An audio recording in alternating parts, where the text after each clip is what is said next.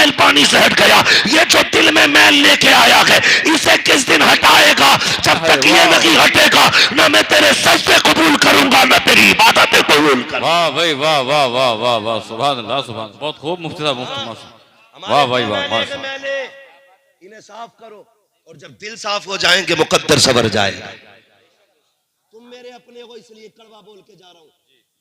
और याद रखिएगा अल्लाह का शुक्र है रोज हवाई जहाजों में उड़ना रहता कमोबेश रोजाना। मगर ये भी कहते हैं ये पैसा हमारा नहीं, हमारी कौम का दिया हुआ पैसा है। इंशाअल्लाह हमारे घर में पेड़ नहीं है पैसों का लगा हुआ, ये आपका दिया हुआ पैसा है।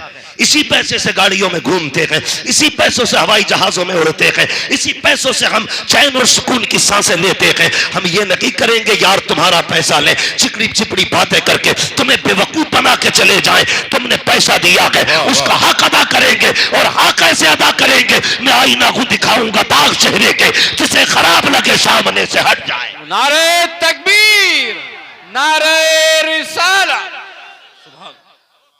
ये दिल साफ करो। दिल फूंका मार रहे आप, नमाज पढ़ने मस्जिद में गया कपड़े मिला रहे आप, कपड़े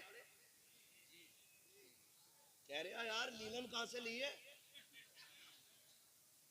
हाँ, और अगर किसी पे 100-150 भी गली जमीन है तो जाके मस्जिद में कह रहे अल्लाह का शुक्र है 150 पैकेट बीघे के हिसाब से आलू निकला। और उशर का पता नहीं है, आलू का पता है। पूरा हिसाब मस्जिद में, सारी बातें मस्जिद में। वो इबादत की जगह, इबादत की जगह। क्या वजह है, क्यों ऐसे हो गए? हमारे सजदों ने हमें सवारा क्यों नहीं? हमारे कयाम ने हमारे नजरों को हया क्यों नहीं दी? यार क्या हुआ? ये जानते हो वजह क्या है? दिल में मैल था। जिस तरह कपड़े नापाक होना तो इबादत नहीं होती, उसी तरह दिल साफ ना हो तो मकबूलियत नहीं होती है। बेशक बेशक नहीं होती है। सुने अमीरुल मोमिनीन हजरत उमर फारूक आजम कौन है? कौन है? आधी दुनिया का बादशाह है। आधी दुनिया के बादशाह, सुभान अल्लाह। हाँ, 22 या 24 लाख मुरब्बा मील का मालिक है। आज 4 घरों का मालिक होगा। कह रहा वोट वहां जाएगा जहां मैं कहूंगा। हमारी देखो फितरत, मैंने 500 दो दिए वोट मेरे, कारी साहब आ गए 1000 दे के वोट इनके। ईमान किधर है? जबान किधर है? हमारी जबान का तो तकद्दुस ये था कि गैर भी हमारी जबान का एतमाद करते थे। इतना भरोसा करते थे जो मुसलमान ने कह दिया वो हो गया। ये हमारी जबान का एतमाद था। और आज जो पैसे दे का वो भी कह रहा खैर ही करे यार, दे के तो आया हूं, कोई दूसरा ना पहुंच गया। ऐसे ही देने वाला और ऐसे ही लेने वाला हालात है। ये नस्लें बिगाड़ देंगे ये पैसे, नस्लें। मैं अक्सर कहता हूं जिस तरह गलत दवा से फसल खराब होती है उसी तरह गलत रोजी से नस्ल खराब होती है। क्या दिन खिला लेगा यार?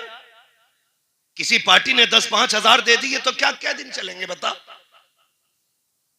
जरा सा नंबर फिसला दूसरे का अकाउंट में खत्म। एक नंबर की मिस्टेक खत्म कर देती। ये हालात हमारे। हजरत उमर फारूक आजम आधी दुनिया का बादशाह, उनका दौरे खिलाफत है। एक नौजवान एक खूबसूरत लड़की को बड़ी गौर से देख रहा था। उसने पूछ लिया क्या बात है? कहने लगा मैं तुझसे मोहब्बत करता हूं। कहा फिर? का निकाह करना चाहता हूं। उसने कहा बस इतनी सी बात? कहा हाँ। कहा फिर? का मेरी एक शर्त है, मानेगा? उसने कहा मंजूर है, हर शर्त मानी जाएगी। उसने कहा जा 40 दिन उमर फारूक आजम के पीछे नमाज पढ़ ले। हाय हाय, वाह भाई वाह। उसके बाद जो तू कहेगा किया जाएगा। उसने कहा यह कितनी बड़ी बात है, यह कितनी बड़ी बात है। उसने कहा ठीक, उसने कहा जा तो रहा है, वादा करके जा 40वें दिन यहीं पे इंतजार करूंगी, 40वें दिन जब आएगा मुझसे मुलाकात करना। अल्लाह अकबर। नौजवान मस्जिद में गया, 40 दिन तक नमाजें पढ़ता रहा। 40 दिन के बाद जब 40वें दिन की नमाज पढ़ के पलटा गए, वापस आ रहा था, नजरें झुकी हुई है, सर नीचे गए, वो रास्ते में बेटी खड़ी है, वो इंतजार कर रही थी कब आएगा, कब मैं इससे मुलाकात करूंगी। जब ये करवट से निकलने लगा, उसने मुड़ के भी उसकी तरफ नहीं देखा। लड़की ने कहा नौजवान ठहर तो सही, याद नहीं है इसी राह में खड़ा करके गया था, 40 दिन का वादा था, आज पूरे दिन हो गए हैं, आज नजर उठा के भी नहीं देखेगा, आखिर बात क्या है। नौजवान ने कहा था खातून अब मुझे तेरी जरूरत नहीं रह गई है। कहा किस लिए? कहा उमर ने मेरा रिश्ता मेरे रब से मजबूत कर डाला है, और जिसका रिश्ता रब से मजबूत हो जाता है उसकी नजरों में दुनिया का हुस्न कुछ भी नहीं रहा कर। नारे तकबीर, नारे रिसालत, उलमाए अहले सुन्नत, नारे तकबीर। वाह भाई वाह वाह। भाई नमाज पढ़ने जाया करो तो दिल साफ करके। कह रहा कि भैया जिसमें जाएगा उसमें नहीं जाना, एक दूसरे को माफ करने का हौसला नहीं है, माफ करने का हौसला नहीं है, माफ करने का हौसला, ये सबसे बड़ी चीज है, ये सबसे बड़ी चीज है। 1400 साल पहले जो अय्याम जाहिलियत के झगड़े होते थे ना, जूते से जूता टकरा गया, 100 साल जंग चलती थी, आज यही चल रहा है, यही चल रहा है। मैं एक बात बता दूं प्यारे, आपस में न लड़ा करो, याद रखना जिनको कत्ल करते हो ना उनके जनाजे तुम्ही को उठाने पड़ते हैं, जिनकी तुम लाशें गिराते हो उनके तीजे तुम्ही को करने हैं। लिहाजा अगर गुस्सा किसी पे आ भी जाया करे, बर्दाश्त किया करो, बर्दाश्त किया करो। तुम्हारे पास क्या पावर है जो रब ने उमर फारूक आजम को बख्शी थी? तुम्हारे पास क्या पावर है जो रब ने वक्त के गौसुल आजम अब्दुल कादिर जिलानी को बख्शी थी? ये वो पावर वाले लोग थे जो कहते थे हो जाता था, और तेरी गुफ्तगू तेरी औलाद सुनने तैयार नहीं, तेरी बात तेरे बेटे मानने तैयार नहीं, उड़ किधर रहा है ना। निकलो इन झगड़ों से, यही तो दुनिया चाहती है, हमें लड़ा के लोग आगे बढ़ना चाहते हैं। जब तक हमारी कौम में इत्तेफाक रहेगा कोई हमारा बाल बेका नहीं कर सकता, बेशक। लेकिन अगर किसी के घर की आग देख के अपने घर में आग लगने का इंतजार करोगे तो बेवकूफ हो। ये मत सोचना आज कारी साहब के घर लगी है, कल मौलवी साहब के, परसों हाफिज साहब के, अपना नंबर नहीं आना है, आना सबका है। तुम्हें अंग्रेजों की पॉलिसी याद नहीं, किसी को बगल में दबा के मारा उन्होंने, किसी को बगल से निकाल के मारा उन्होंने, मगर बताए कौन? हम पढ़ते ही नहीं। हमें तो तालीम भी वो चाहिए जिसमें इतिहास भी उल्टा पढ़ाया जाता है। मुझे हैरत हुई, एक मुस्लिम बच्चा कह रहा था औरंगजेब बड़ा जल्लाद था, सबसे खराब बादशाह औरंगजेब था। तकलीफ हुई, मेरी कौम कब से उल्टा पढ़ने लग गई। सुनिए, जो मुस्तफा का सच्चा नाइब होता है वो कभी जालिम और जाबिर नहीं हो सकता है। कौन पढ़ाएगा हमारे बच्चों को ये इतिहास? मदरसे वालों के पास तो जाने नहीं देते, वहां मत जाना बेटे, मौलाना लोगों की पुरानी सोच है, ये ना आगे बढ़ेंगे ना बढ़न देंगे। खुदा की कसम कल भी उलमा आगे थे, आज भी उलमा आगे गए, और सुबह कयामत तक उलमा ही आगे रहेंगे। क्योंकि पूरी दुनिया प्लस माइनस लगा के हिसाब लगाती है, आलिम कुरान उठा के हिसाब लगाया कर। वाह भाई वाह वाह, सुभान अल्लाह। उलमा की रफ्तार कुरान से चलती है, हम अभी प्लस माइनस के चक्कर में हैं। हमारे बच्चों को पढ़ाया गया औरंगजेब जालिम था, उसने बड़ा जुल्म ज्यादती की थी। खुदा की कसम अपने बच्चों को इस्लाम की तारीख समझाओ। हमारे बच्चे हमारे बुजुर्गों के मुखालिफ होते जा रहे हैं। मैं तो पूरी दुनिया को चैलेंज करता हूँ, हिस्ट्री उठाओ, सही किताबें उठा करके देखो, फिर औरंगजेब आलमगीर तुम्हें समझ में आएंगे। खुदा की कसम जब तक इस धरती के ऊपर मुसलमान हुक्मरान रहे, यही मुल्क सोने की चिड़िया बना रहा है। जब तक हमारी हुक्मरानी रखी है, किसी पर कोई ज्यादती नहीं हुई है, लेकिन जब से मुसलमानों का कब्जा हटा गए हिंदुस्तान तबाही की तरफ जाने लगा। हम आज भी कहते हैं खुदा की कसम, हिंदुस्तान के लिए कौम मुस्लिम को चेक करने की जरूरत नहीं है। अगर जरूरत पड़ेगी सबसे पहले कफन बांध करके सबसे आगे जो कौम निकलेगी उसी कौम को मुस्तफा का सच्चा नाइब कहा जाता है। सुभान अल्लाह, माशाअल्लाह।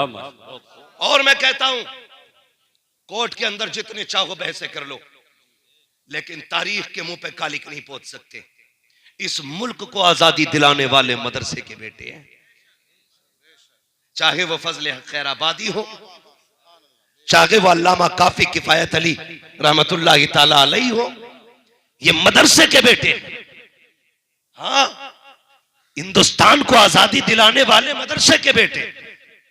आज इन मदरसों को बंद करने की बात चल रही है, तो सुन लीजिएगा, ये मदरसे न तुम्हारे करम पे कल चल रहे थे ना आज चल रहे हैं।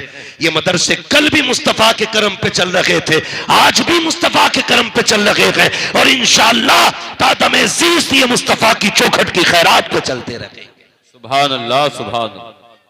लेकिन तकलीफ आपसे, और आपसे ये तकलीफ है कि हम अपने बेटों को पढ़ाने तैयार नहीं है। बड़ी अच्छी गुफ्तगू आपने अल्लामा साहब से सुनी, गलत नहीं कह रहे हैं, बात सच्ची है। न पढ़ना चाहते न पढ़ाना चाहते, और ये सब चाहते हैं कि मरते ही जन्नत में जाऊं।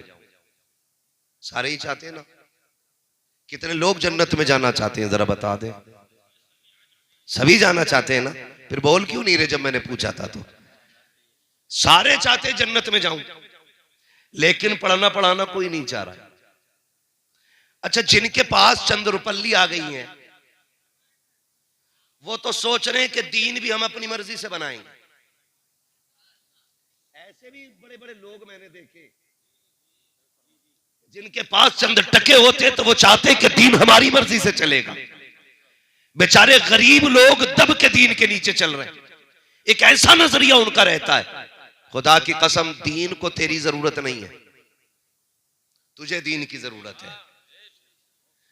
दीन वैसे नहीं चलेगा जैसे तुम चाहोगे, तुम्हें वैसा चलना पड़ेगा जैसे दीन चाहेगा। अगर ये कर सकते हो तो आओ, वरना हटो। है आया यूरिशो तातार के अफसाने से, पासबा मिल गए काबे को सनम खाने से। दीन तुम्हारा मोहताज नहीं। तो जो पैसे वाले अपनी मर्जी हाँकते और कह रहा जी मरंगे तो फला बाबे को बुला के नमाज जनाजा पढ़वा लेंगे।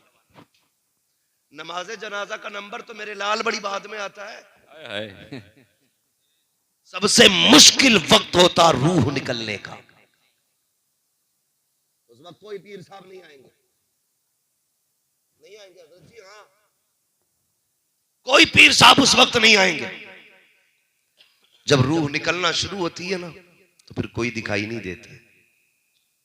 रूह निकलती है, पहले पैर के अंगूठे से निकलना शुरू होती है, घुटनों में अटकती है, कमर में जाके अटकती है, सीने में जाके अटकती है, फिर जब ये गले की इस हड्डी पे जाके अटकती है ना, बहुत मुश्किल होती है घड़ी।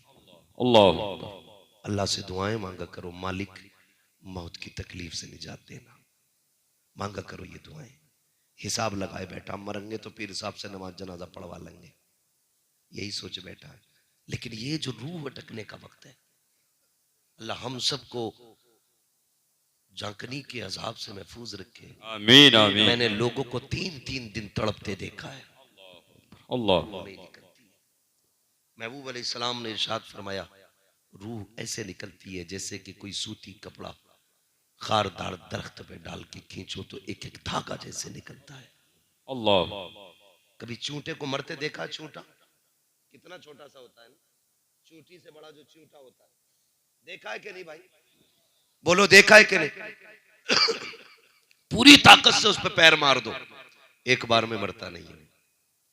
उसकी बारीक सी टांगे हिलती रहती है, बहुत देर के बाद उसका दम निकलता है। यार अगर चूंटे की रूह इतनी मुश्किल से निकलती है, तू तो हट्टा कट्टा 6 फीट का है, तेरी बोटियों में तो रेशे भी हैं, तेरे जिस्म में हड्डियां भी हैं, तुझे क्या लगता है इतना आसान होगा? खुदा की कसम बड़ी मुश्किल कड़ी होती है जब रूह निकलती है। वो कहा था किसी ने, इतना तो कर्म करना ऐ नरकी से मस्ताना, जब जान लबों पर हो तुम सामने आ जाना। वाह भाई वाह वाह, सुभान। मुश्किल घड़ियां होती हैं, तुम्हें क्या लगता है यूं ही सांस लिया खत्म? कई घरों के हालात देखे हैं मैंने, जब रूह निकलने लगती है बच्चे बेकरार होकर तड़पते हैं, अब्बा क्या किया जाए, कोई पानी पिला रहा है, कोई बदन दबा रहा है, लेकिन किसी की खिदमत रूह को आसान नहीं कर रही है, मुश्किल होती जा रही है घड़ियां रूह की। तब कोई कह देता है जल्दी जाओ, दौड़ के मस्जिद के हाफिज जी के पास चले जाओ, वो आके दम कर देंगे तो रूह आसानी से निकल जाएगी। बच्चे तोड़ करके जाते हैं, हाफिज साहब कहा जी, कहा जल्दी करो मेरे बाप की रूह नहीं निकल रही है। अल्लाह अकबर, मैं कहना चाहता हूं यार, अगर इत्तेफाक से हाफिज कुरान न मिल सका तो फिर उस घड़ी का आलम क्या होगा। मैंने इसलिए कहा है अपने बच्चे को हाफिज कुरान बना लो, कारी कुरान बना लो, ताकि मौत का वक्त करीब आए, कोई आए ना आए, तेरा सगा बेटा तेरे सरहाने बैठा हो, इधर रूह निकलने का काम शुरू हो, इधर से वो कुरान पढ़ना शुरू कर दे, इधर रहमान पढ़ाई जा रही हो, उधर रूह निकाली जा रही हो, इधर सूरह यासीन की तिलावत